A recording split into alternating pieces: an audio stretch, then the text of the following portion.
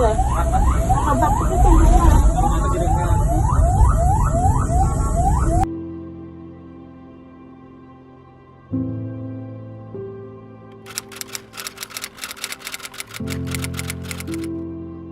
Kami positif. Itu adalah pelukan saya terakhir sama Mami.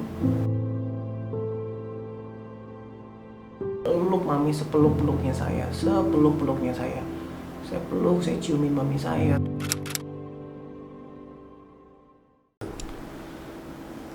Singkatnya, saya mengajak Mami untuk pulang, dan Mami pun udah deh pulang aja ke rumah gitu. Pas di jalan, tiba-tiba Mami kepengen roti buku permai gitu. Dek, berdiri dulu dong ke roti buku permai, Mami pengen banget gitu. Saat itu hujan besar banget hujannya. Bahkan di parkiran Bogor Permai pun itu banyak genangan air. Iya, saya kan termasuk anaknya yang nggak pernah nolak ya, maksudnya ya Mami kepengen apa ya saya selalu usahakan ada gitu. Biasanya Mami tuh orangnya nggak mau ngerepotin anak dan nggak mau bikin susah anak gitu. Apalagi kalau misalkan lihat lagi hujan, udah deh nggak usah mampir, nanti aja. Atau ngelihat genangan, udah deh nggak usah gitu. Tapi saat itu, sore itu, Mami saya juga diam aja gitu, benar-benar minta Mami mau roti Bogor Permai gitu. Oh iya Mi, aku bilang gitu, udah parkir gitu. Saya turun gitu kan, benar-benar saya juga kepengen beliin juga gitu. Mami lagi pengen nih gitu. Terus beli, Mami tadi minta roti apa, saya beli beberapa yang cukup banyak gitu. Mungkin karena lagi kepengen, saya berpikir gini, kemarin tuh lagi nggak nafsu makan, sekarang lagi pengen nafsu makan nih, udah lagi pengen roti ya roti lah gitu. Udah, pas saya beliin, terus kami balik ke rumah. Di rumah makan ya paling cuma setengah roti doang gitu, nggak banyak.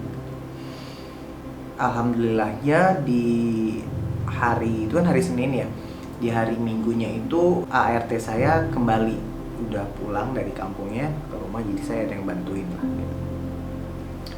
Tapi tetap dengan protokol kesehatan, kami sama-sama pakai masker semua gitu. Apalagi saya tahu ketika Mami saya itu positif antigen, PCR-nya belum keluar gitu.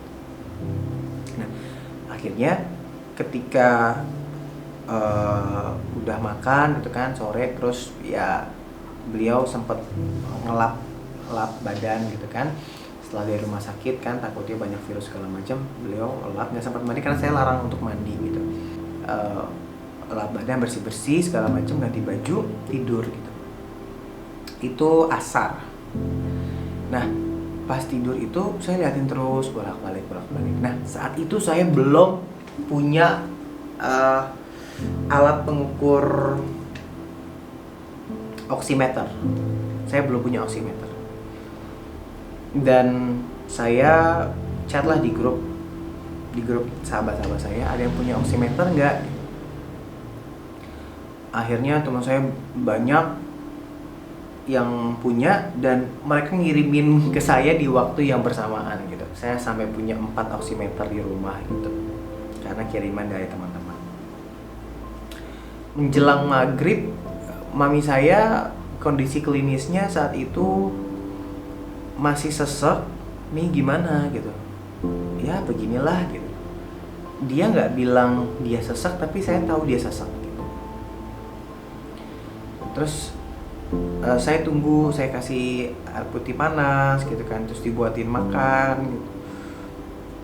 Tapi tetap masih sesek gitu.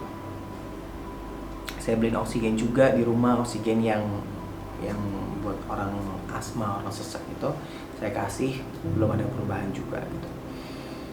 Oke, terus maghrib, kita sholat maghrib, terus udah gitu makan, nggak mau Mami kan.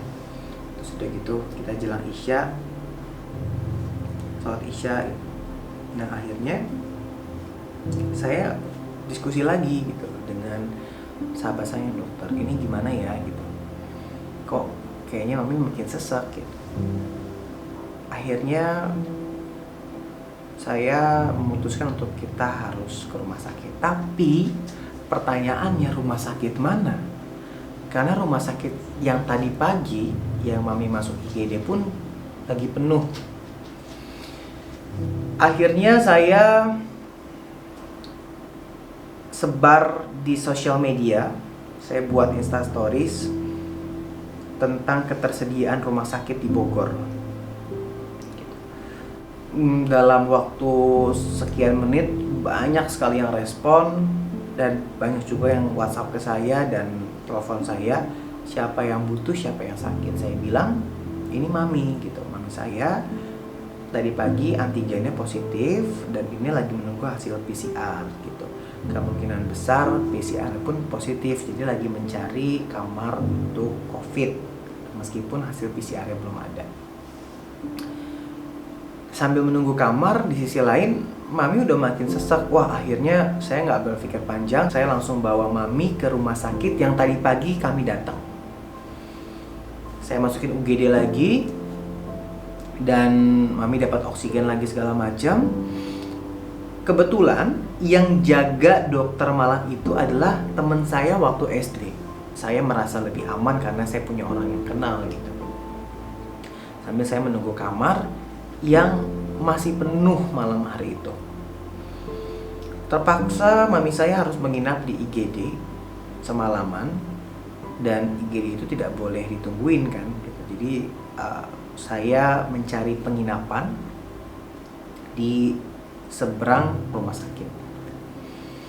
Sebelum saya pergi ke hotel, itu sekitar jam 1 pagi, hasil PCR saya dan mami keluar. Saya langsung buka dan hasilnya adalah kami positif. Kami berdua positif, dan itu seperti wah gitu.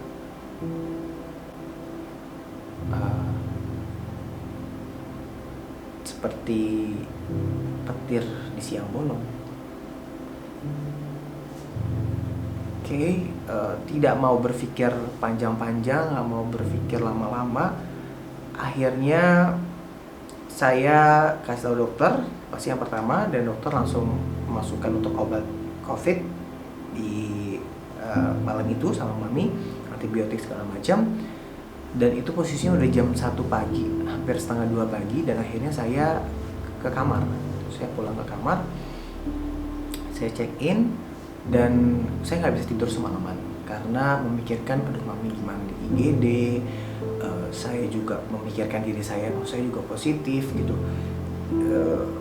Tapi saya langsung protokol kesehatan yang sangat ketat. Saya pakai masker 2 lapis gitu kan. Akhirnya pagi-pagi sebelum saya ke rumah sakit, saya ditelepon oleh salah satu teman saya juga, kerabat baik saya di Bogor.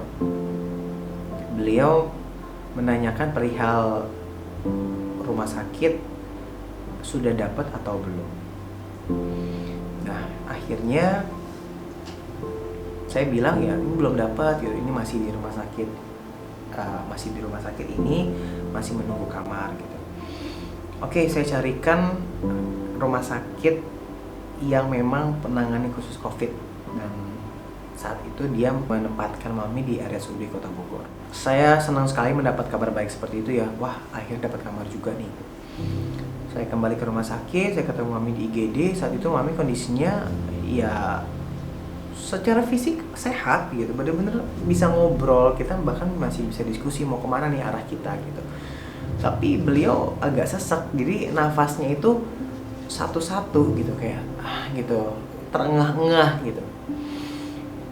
Pagi itu kami berdiskusi dan mami ya udah bawa aja ke RSUD kalau memang itu yang terbaik gitu, karena memang nggak mungkin harus menunggu di IGD kan gitu. Ya udah, akhirnya saya pagi itu mengurusi segala administrasi di rumah sakit A dan rumah sakit RSUD. Itu dalam keadaan saya positif.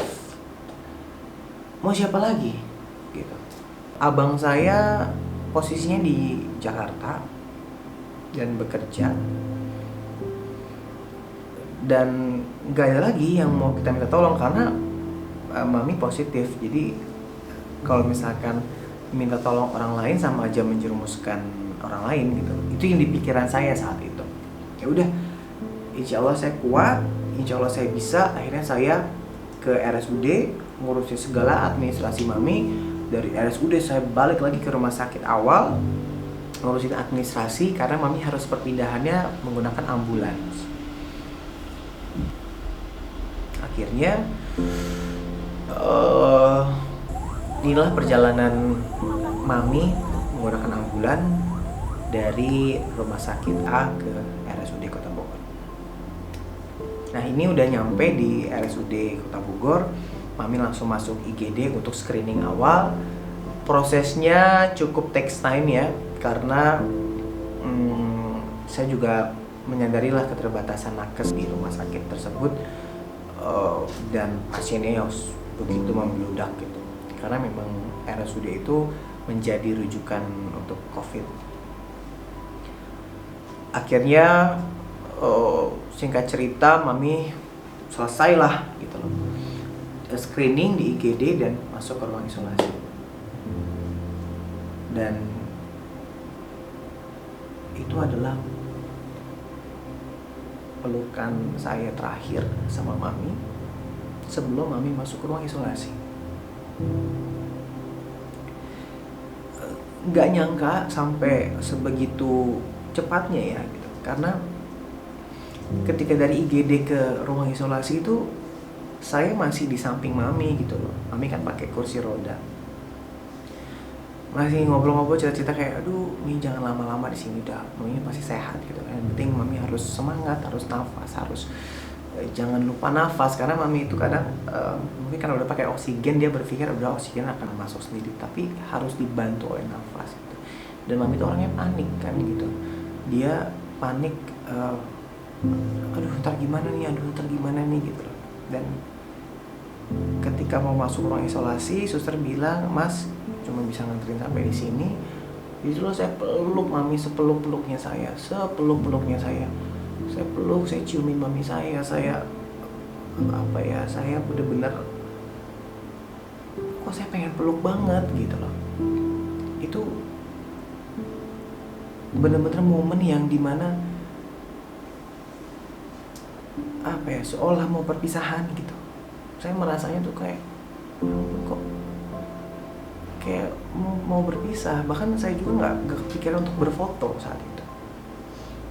Saya punya dokumentasi ketika perjalanan dari ambulan seperti yang tadi saya sudah cuplik. Tapi ketika mau masuk ruang isolasi itu entah kenapa saya nggak berpikiran untuk berfoto gitu. Padahal itu adalah momen terakhir saya untuk memeluk mami. Itu adalah kalau saya bisa kembali ke malam itu, mungkin saya lebih baik untuk ikut sama mami aja di dalam isolasi itu. Saya nggak apa-apa saya di sebelah mami, tapi udah SOP dan rules rumah sakit nggak bisa tuh, memang harus isolasi. Saya peluk mami saya dulu, saya ciumin aduh. Tapi mami saya malam itu seperti diem aja gitu. Maksudnya ya mungkin karena kondisi klinis juga lagi sesek kali, jadi dia nggak fokus gitu. Dia lagi fokus untuk penyembuhannya gitu. Bener-bener saya ciumin, saya sayang banget gitu kan. Mami saya diem aja gitu.